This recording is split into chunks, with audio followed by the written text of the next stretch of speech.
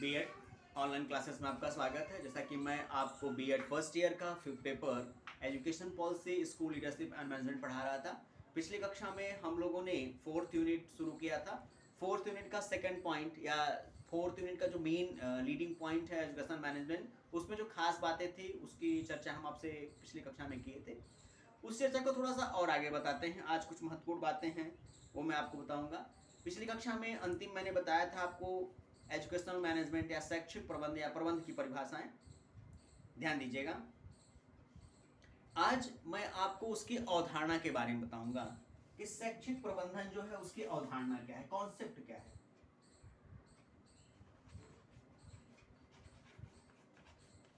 ये जो शैक्षिक प्रबंधन है उसका कॉन्सेप्ट क्या है, उसकी अवधारणा क्या है, कैसे इसकी स्टार्टिंग हुई है, क्या इसे व्यवस्थित तौर पे जब इसे प्रयोजित किया जाता है, कहने का मतलब इसे स्टार्ट किया जाता है तो आपको क्या क्या करना पड़ता है, इसकी चर्चा हम करेंगे। और मैं आपको थोड़ा सा ये बताऊंगा कि कैसे स्टार्ट होता है, क्या क्या इसमें करना होता है आपको इन मैनेजमेंट जैसे प्रोग्रामों को इम्प्लीमेंट करने में। तो हम बात करेंगे, हम शैक्षिक प्रबंधन के अवधारणा की बात कर रहे थे। देखिए, शैक्षिक प्रबंधन की जो अवधारणा है, ध्यान दीजिएगा, अवधारणा को विचार भी कहा जाता है, कंफ्यूज नहीं होना है आपको।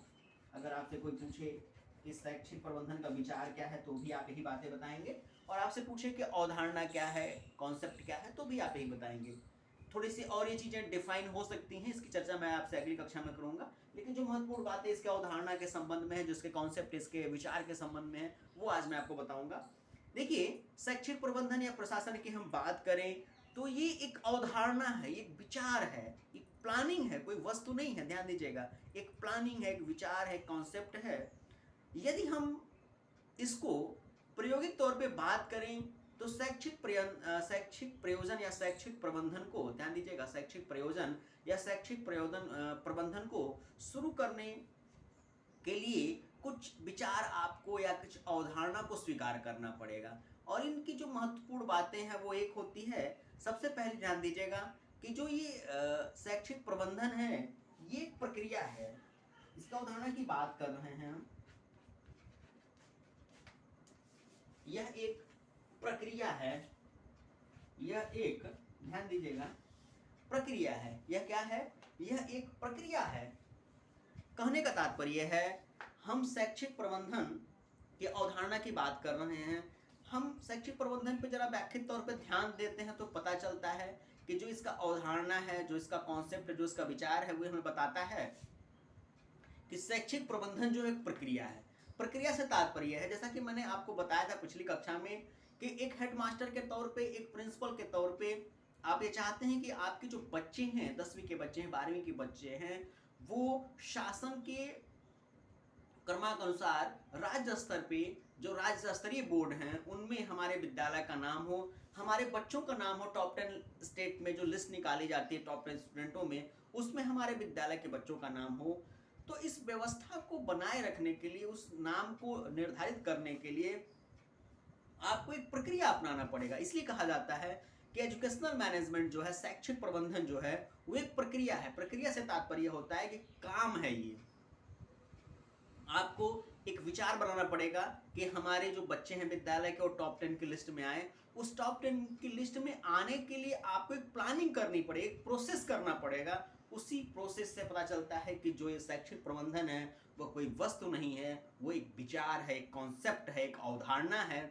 और इस अवधारणा की जो व्यवस्था है वो प्रक्रिया से स्टार्ट होती है, शुरू होती है। इसलिए कहा जाता है कि शैक्षिक प्रबंधन जो है, इसकी अवधारणा में जो बातें महत्वपूर्ण आती हैं उसमें सबसे पहली बात आती है कि शैक्षिक प्रबंधन जो है, शैक्षिक प्रशासन जो है, वह एक प्रक्रिया है। ध्यान दीजिएगा, वह एक प्रक्रिया है।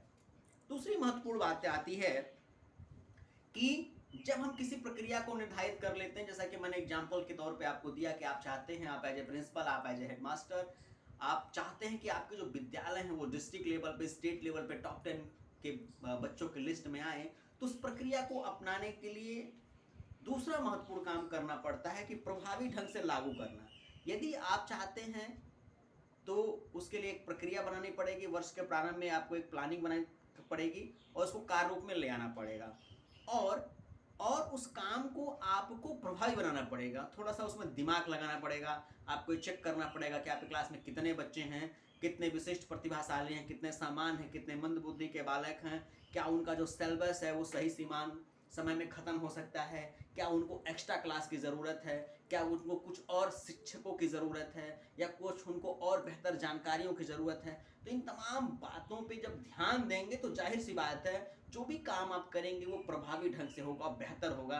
यदि आपको लगता है कि कोई मैथ का टीचर है वो उतना मैथ अच्छा नहीं बता पाता है, या उसकी द्वारा बताई गई बातों को बच्चे बहुत अच्छे ढंग से नहीं समझ पाते हैं, तो आप टीचर को चेंज करते हैं, उसके स्थान पर किसी नए टीचर को जिम्मेदारी देते हैं। तो तमाम ऐसे काम होते हैं जो बेहतर तरीके से करके आप इस एजुकेशनल मैनेजमेंट जैसे प्रोग्राम को कंप्लीट करा सकते हैं। तो वही कहा जाता है, इस अवधारणा की हम बात करें तो सबसे पहली बात आती है कि जो एजुकेशनल मैनेजमेंट है, जो शैक्षिक प्रबंधन है, वो एक प्रक्रिया है। दूसरा होता है इस प्रक्रिया को अपनाने के लिए आपको उस प्रक्रिया को व्यवहारिक ढंग से या प्रभावी ढंग से प्रस्तुत करना पड़ता है। तीसरा होता है पूर्ण क्षमता से। यदि आप, जैसे कि मैंने एग्जांपल दिया, यदि आप चाहते हैं कि आपके स्कूल के बच्चे टॉप डिस्ट्रिक्ट लेवल पे, स्टेट लेवल पे टॉप 10 में आए, तो आपको अपनी पूर्ण क्षमता से, जितना आपके पास नॉलेज है, जितना आपके पास टैलेंट है, जितना आपके पास टाइम है, उस सारे टाइम का प्रयोग करके आप अपने बच्चों को बेहतर से बेहतर एजुकेशन प्रोवाइड करा सकते हैं, ताकि वो बच्चे हर तरह से पारंगत हों, हर प्रकार के विषय के छोटे छोटे ज्ञान से संबंधित हों, ताकि मूल्यांकन की प्रक्रिया में कहीं से भी कोई प्रश्न पूछा जाए, उन बच्चों के संदर्भ में वो प्रश्न तैयार हों और टॉप 10 की लिस्ट में आने के लिए हर हाल में वो बच्चे नामित हों। तो इस व्यवस्था को बनाए रखने से मैंने कहा कि अवधारणा की हम बात कर रहे थे, एजुकेशनल मैनेजमेंट के कॉन्सेप्ट की बात कर रहे थे, वो एक अवधारणा है, विचार है, इसकी बात कर रहे हैं। तो हमें पता चला कि जो शैक्षिक प्रबंधन है वो एक प्रक्रिया है, यह प्रक्रिया प्रभावी ढंग से होनी चाहिए। तीसरा, पूर्ण क्षमता से होनी चाहिए, तभी जाके हम अपने उद्देश्यों को पाने में सफल होते हैं।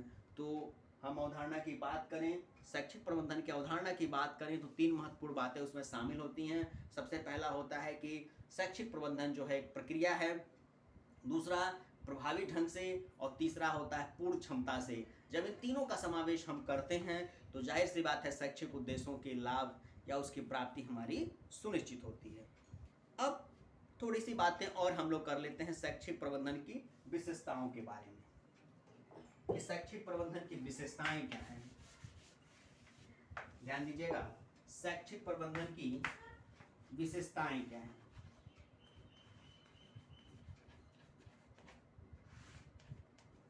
देखिए, शैक्षिक प्रबंधन की विशेषताएं क्या हैं। हम शैक्षिक प्रबंधन की विशेषताओं की बातें करें, तमाम बातें निकल के आती हैं।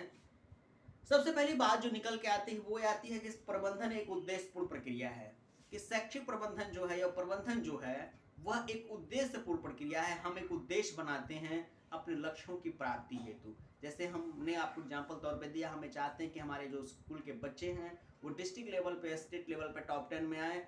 ये हमने इस लक्ष्य की प्राप्ति के लिए एक उद्देश्य बनाया, और प्रबंधन जो है उसी उद्देश्यपूर्ण प्रक्रिया का एक भाग है। इसलिए कहा जाता है कि प्रबंधन की विशेषताओं की हम चर्चा करते हैं तो बात निकल के आती है कि प्रबंधन एक उद्देश्यपूर्ण प्रक्रिया है। दूसरा, प्रबंधन सर्वव्यापी है। प्रबंधन जो है वह सर्वव्यापी, सर्वव्यापी मतलब होता है कि प्रबंध जो भी किया जाता है वह सभी लोगों के लिए हितकर होता है, सभी लोग उसमें लाभ लेते हैं और सबके लिए वो एक समान होता है, उसमें किसी के लिए छोटा बड़े की कोई बात नहीं होती है। तीसरी विशेषता की बात करें तो प्रबंधन बहुआयामी होता है। कहने का तात्पर्य है कि प्रबंधन बहुआयामी होता है। जैसे कि मैंने अभी आपको एग्जांपल तौर पे दिया, यदि हम चाहते हैं एज ए प्रिंसिपल कि हमारे बच्चे जो हैं स्कूल के बच्चे वो टॉप 10 डिस्ट्रिक्ट लेवल या स्टेट लेवल पे टॉप 10 में आए, तो टॉप 10 में आने के साथ साथ ऐसा नहीं कि वो बच्चे टॉप 10 में आएंगे उसके बाद उनकी प्रतिभा का हनन हो जाएगा। नहीं, वो टॉप 10 के जो बच्चे हैं वो बड़े से बड़े एजुकेशनल ग्राफ को पार कर सकते हैं। उनके अंदर एक सोच, एक क्षमता ऐसे डेवलप हो जाती है कि वो बालक बालिकाएं, ध्यान दीजिएगा, वो बालक बालिकाएं अच्छे इंजीनियर, अच्छे डॉक्टर, अच्छे फिलोसफर, अच्छे प्रोफेसर बन सकते हैं। उनके अंदर वो टैलेंट डेवलप हो जाता है। इसलिए कहा जाता है कि प्रबंध जो है वो बहुआयामी प्रक्रिया है। वहीं अगली विशेषता की बात करें, प्रबंध एक निरंतर चलने वाली प्रक्रिया है। प्रबंध कोई ऐसी विषय वस्तु नहीं कि एक दिन इसको स्टार्ट किया जाए अगले दिन ही खत्म हो जाए, नहीं, वह दिन प्रतिदिन चलने वाली प्रक्रिया है, लगातार वो चलती रहती है। वहीं हम लोग शैक्षिक प्रबंधन की पांचवी विशेषता की बात करें तो पांचवी विशेषता निकल के हमारे सामने ये आती है। ध्यान दीजिएगा कि शैक्षिक प्रबंधन एक सामूहिक क्रिया है। ध्यान दीजिएगा, शैक्षिक प्रबंधन एक सामूहिक क्रिया है। कहने का तात्पर्य है कि जितना महत्वपूर्ण इस शैक्षिक प्रबंधन में शिक्षक होता है उतना ही महत्वपूर्ण छात्र होता है। इन दोनों की महत्ता के साथ साथ उतना ही महत्वपूर्ण विद्यालय होता है, उसका प्रिंसिपल होता है, उसका वातावरण होता है। तो शैक्षिक प्रबंधन को बनाए रखने के लिए सभी लोगों की आवश्यकता होती है। इसलिए शैक्षिक प्रबंधन की जो पांचवी विशेषता होती है कि शैक्षिक प्रबंधन एक सामूहिक क्रिया है। ध्यान दीजिएगा, शैक्षिक प्रबंधन एक सामूहिक क्रिया है, सभी लोगों की भागीदारी इसमें सुनिश्चित होती है। वहीं हम छठी विशेषता की बात करें तो पता चलता है कि जो शैक्षिक प्रबंधन है वो एक गतिशील कार्य है। गतिशील कार्य का तात्पर्य है, ऐसा नहीं है कि शैक्षिक प्रबंधन की निर्धारणा हम आज करेंगे कल वो पूरी हो जाएगी, ऐसा नहीं है। वह एक गतिशील कार्य है, वो एक दिन के करने में हमें प्राप्त नहीं होता। जैसा कि मैंने अभी आपसे कहा उदाहरण के तौर पे, यदि हम as a principal, as a headmaster चाहते हैं कि हमारे बच्चे जो है टॉप 10 की लिस्ट में आए, चाहे डिस्ट्रिक्ट लेवल पे हो चाहे स्टेट लेवल पे हो, तो इसके लिए हमें रोज काम करना पड़ेगा। वर्ष के प्रारंभ में ही वो काम करना शुरू कर दिया हमारे द्वारा हो जाएगा और उसका जो प्रतिफल मिलेगा हमें वर्ष के अंत में मिलेगा। इसी व्यवस्था को देखते हुए कहा जाता है कि जो शैक्षिक प्रबंधन है वो एक गतिशील कार्य है। जो एजुकेशनल मैनेजमेंट है, it is to be the work to be the continuity, ये गतिशीलता को प्रदान करता है।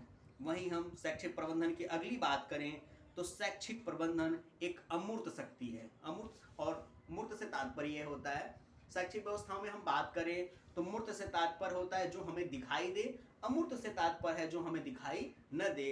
तो शैक्षिक प्रबंधन की विशेषताओं में कहा जाता है कि शैक्षिक प्रबंधन एक अमूर्त शक्ति है। कहने का तात्पर्य है ये दिखाई तो नहीं देती है, वर्ष के प्रारंभ में शुरू की जाती है लेकिन वर्ष के अंत में इसका प्रतिफल प्राप्त होता है। इसलिए कहा जाता है कि जो शैक्षिक प्रबंधन है, ध्यान दीजिएगा, इसलिए कहा जाता है कि जो शैक्षिक प्रबंधन है वह एक अमूर्त शक्ति है। वही अगली विशेषता की हम बात करें तो अगली विशेषता हमारी ये होती है कि शैक्षिक प्रबंधन जो है वह एक विशेषीकरण कार्य है। कहने का तात्पर्य है शैक्षिक प्रबंधन से सिर्फ बालक का ही विकास नहीं होता है, शिक्षक का भी विकास होता है, संस्था का भी विकास होता है, पूरी शैक्षिक व्यवस्था का भी विकास होता है। इसलिए कहा जाता है कि शैक्षिक प्रबंधन जो है वो एक बहुत महत्वपूर्ण शक्ति के रूप में कार्य करता है। वहीं अंतिम और अगली विशेषता की बात करें तो शैक्षिक व्यवस्था सामरिक कार्यों से संबंध रखती है। कहने का तात्पर्य है शैक्षिक प्रबंधन या प्रबंधन जो है वह किसी भी काम को बेहतर से बेहतर बनाए रखने का प्रयास करती है। तो आज की कक्षा में बस इतना ही। कुछ खास बातें प्रबंध से जो छूटी रह जा रही हैं इनकी चर्चा हम आपसे अगली कक्षा में